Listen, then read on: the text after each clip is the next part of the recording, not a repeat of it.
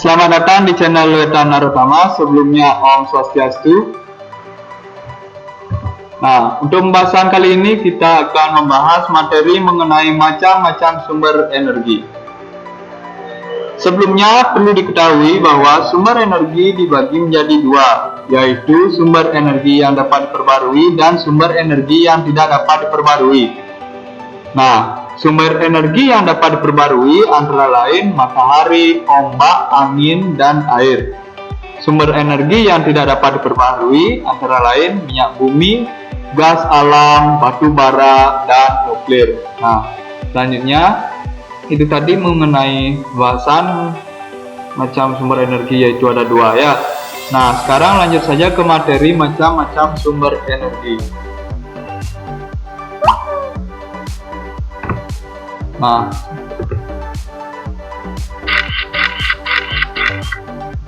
yang pertama yaitu matahari. Matahari merupakan sumber energi panas dan cahaya terbesar di bumi. Tanpa matahari tidak ada kehidupan di bumi. Selain menghangatkan bumi, matahari sangat diperlukan tumbuhan untuk melakukan fotosintesis. Fotosintesis merupakan proses pembuatan makanan pada tumbuhan. Hasil dari fotosintesis berupa karbohidrat dan oksigen. Manusia dan hewan sangat bergantung pada tumbuhan. Apabila fotosintesis tidak dapat dilakukan, kehidupan manusia dan hewan akan terancam. Bagaimana dengan manusia? Apakah manusia juga memerlukan matahari? Tentu saja memerlukan matahari ya.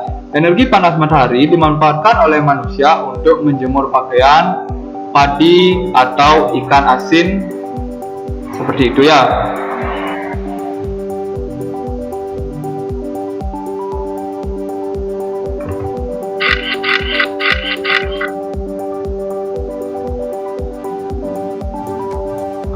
Nah, lanjut, yang kedua adalah minyak bumi.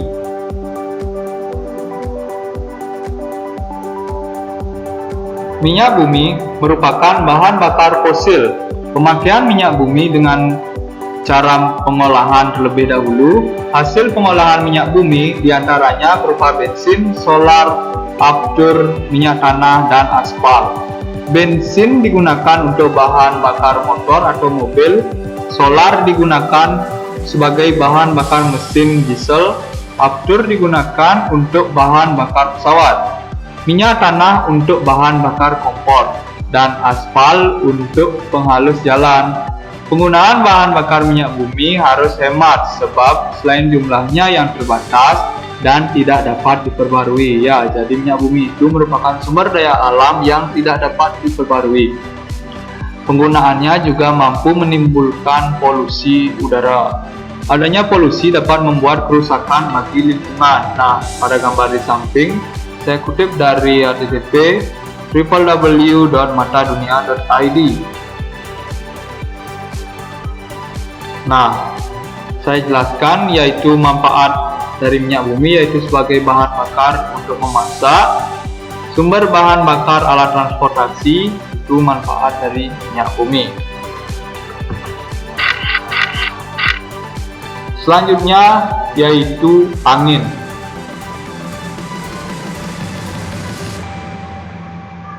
Angin adalah udara yang bergerak. Angin menyimpan energi sehingga dapat dijadikan sebagai sumber energi. Negara Belanda telah sejak dahulu memanfaatkan energi angin untuk memutar kincir, sehingga dikenal dengan julukan negara kincir angin. Kincir tersebut digunakan untuk membantu menggiling gandum. Angin juga dimanfaatkan nelayan. Pada saat berangkat, nelayan memanfaatkan angin laut dan memanfaatkan angin darat untuk kembali pulang ke daratan. Nah, nelayan biasanya memanfaatkan angin ini biasanya pada saat melaut, yaitu menggunakan layar, menggunakan bantuan angin. Nah, manfaat energi angin antara lain yaitu seperti menggerakkan kincir angin dan turbin angin sehingga dapat menghasilkan listrik juga ya. Jadi itu pembangkit listrik tenaga angin, yaitu juga menggunakan kincir angin. Yang kedua yaitu mendorong perahu layar agar dapat berjalan, serta membantu proses pengeringan pakaian, itu juga bisa menggunakan angin.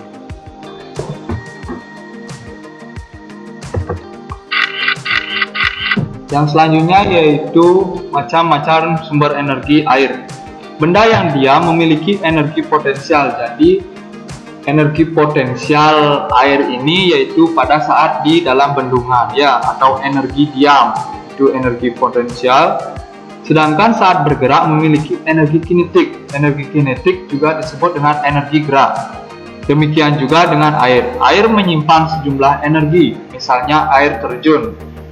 Energi air terjun digunakan untuk menggerakkan turbin pada PLTA, pembangkit listrik tenaga air.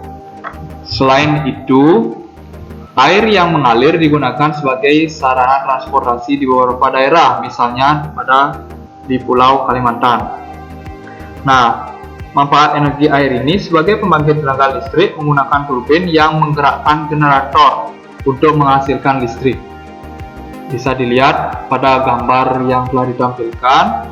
Keperluan transportasi, wisata dan irigasi atau pengairan pada pertanian, misalnya juga seperti itu. Yang kelima yaitu baterai. Nah, sumber energi baterai ini yaitu untuk menyimpan energi kimia. Pada penggunaan energi kimia menjadi energi listrik, di mana kita biasa menemukan baterai. Nah, baterai biasa dipakai pada mobil mainan, jam dinding, radio, kamera, dan remote. Nah, pada gambar di samping bisa dilihat baterai bisa dipasang di jam sehingga dari energi kimia menjadi energi gerak ya, sehingga jam dapat berputar. Sedangkan contoh selanjutnya yaitu baterai bisa dipasang sebagai energi kimia dari remote televisi.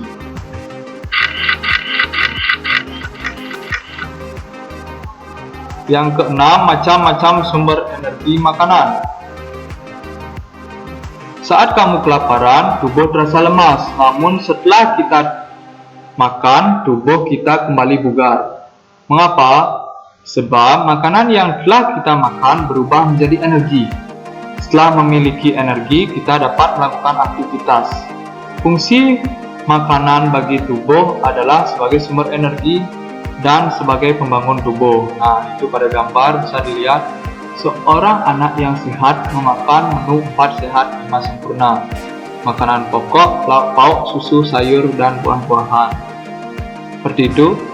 Yang selanjutnya macam-macam sumber energi listrik.